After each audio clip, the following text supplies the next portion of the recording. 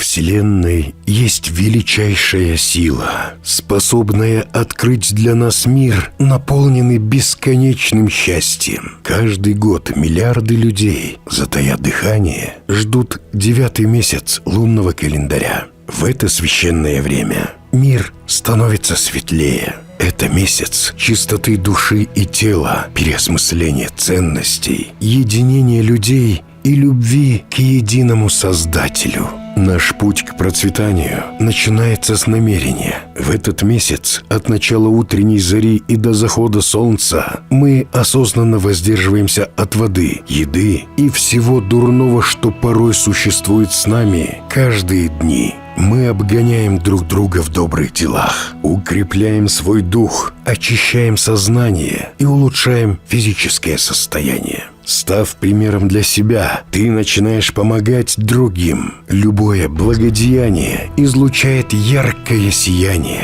Мир добром озарив, мы открываем новые горизонты для нас самих. Мы – неотъемлемая часть мироздания, когда приходим к осознанию, что все равны. Наш общий дом прекрасен тем, что все сидят за одним столом. Тут стар и млад.